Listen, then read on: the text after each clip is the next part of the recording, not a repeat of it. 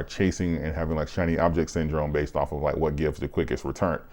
Today we saw, I think it was a coin named after Elon's dog, rise 1,000%. That is, if you're looking at any of the charts or if you paid attention to anything that I said, that is literally the definition of FOMO. So what comes after FOMO? Usually a rug pull or correction.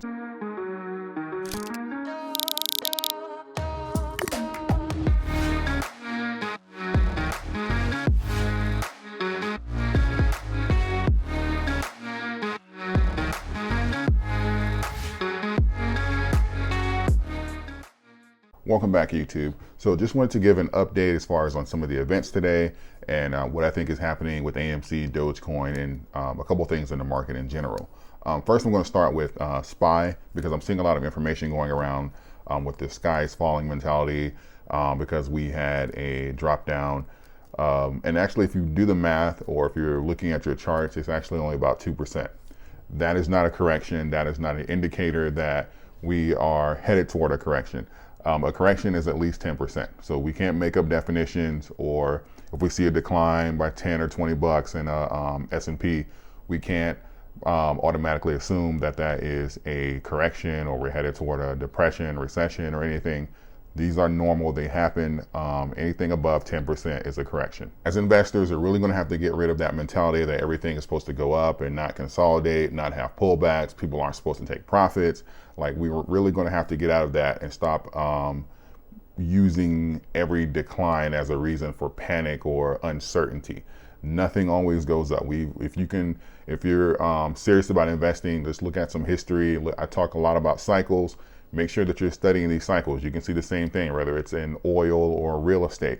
Nothing always goes up. There are periods of consolidation. There are boom periods or bull markets, and there are bear markets. It's in everything.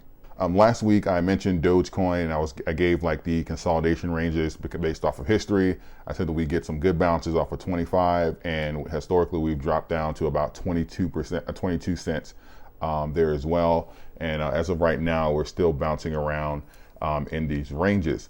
And I know that for the investors, it can be like a little frustrating, but again, things like this are normal. Now, I do believe that these periods will consolidate as we get more investors in and as the crypto market matures. But as of right now, the crypto market is going to be extremely volatile, probably even more than it's been in the past, because as of right now, I believe a lot of the money in the crypto market has the shiny object syndrome. And not most of the money, just a lot of it, and especially the new money. I believe like the Dogecoin community is affected by a lot of the events that's going on. Because I said it a while ago, I do believe a large percentage, and I've been told by a lot of my subscribers that a large percentage of people remove money to invest in AMC.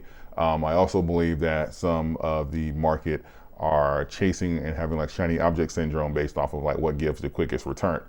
Today we saw, I think it was a coin named after Elon's dog, rise 1,000%. That is, if you're looking at any of the charts or if you paid attention to anything that I said, that is literally the definition of FOMO. So what comes after FOMO? Usually a rug pull or correction. So based off of what we know, you would stay away from that coin. But I believe it's not just this coin. These coins are popping up like right and left. And this is going to continue to happen. We're going to continue to get rug pulls. We're going to continue to have these harsh crashes. And until we mature as investors, along with the market, people are going to lose a lot of money. So while it's frustrating and while the market matures, you're just going to have to be aggressive, because I believe that any stock that's majority owned by retail, something like Dogecoin, you're going to have the volatility and you're going to have people moving money out like, oh my God, what's that? Can I get 200% return there today? So the people that are the majority of like the institutions that are investing in like Bitcoin or Ethereum, they're patient, they know the cycles, like they pretty much control the coins anyway. So they know that if they sit still, they're going to reap the rewards. And so do most experienced investors or the long money, the people that are investing with strategy and not emotions, they know this as well. So until we get to that point, we're going to see the volatility and we're going to get these bounces. And that's why I try and call them out ahead of time when I see patterns so that you can kind of know what to expect. Great day with AMC.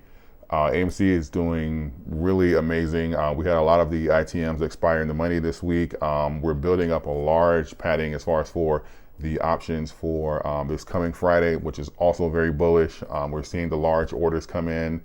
I'm expecting I'd like to see AMC at around $60 by the end of the week. And I know the magic number would be 55. So I think that we'll probably have that battle between 55 and 60, which we've had before, if you remember. And they had all kinds of sell walls. They had a lot today too. They had a lot of sell walls at around 52 bucks.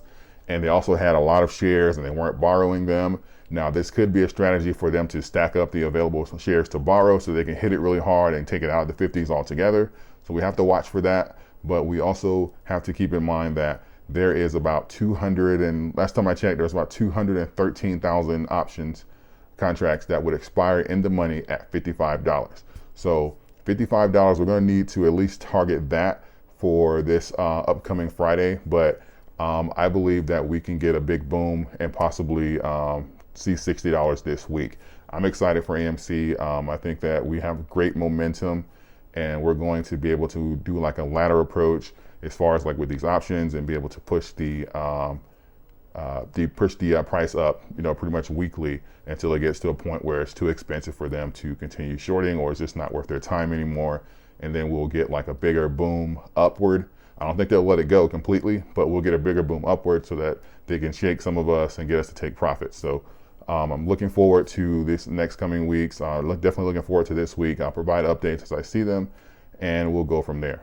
And also, I do not conduct any business on WhatsApp. So if anyone messages you or sends you or comments on your post saying to message me, quote unquote, to send them information via WhatsApp, that is not me. It is a complete scam. I know YouTube is working on some stuff to kind of get rid of this, but as for now, I have to manually go through and either block them or delete the comments, and then they'll typically create another profile. So this is just an ongoing thing right now, but anything from WhatsApp is not me. I conduct no business via WhatsApp. I appreciate all of you. Sometimes I have messages that wouldn't make sense for me to shoot a video for, so I convey them in the community section or on Telegram. I have a link to my Telegram in the comment section where you can follow me, and I can communicate with you something similar to via text message. Also, I have links as far as the free stocks, etc., in my description section. So I appreciate all of you. If you like the video, please give it a like, share it, subscribe to the channel if you have not. I appreciate all of you. Thank you, and until next time.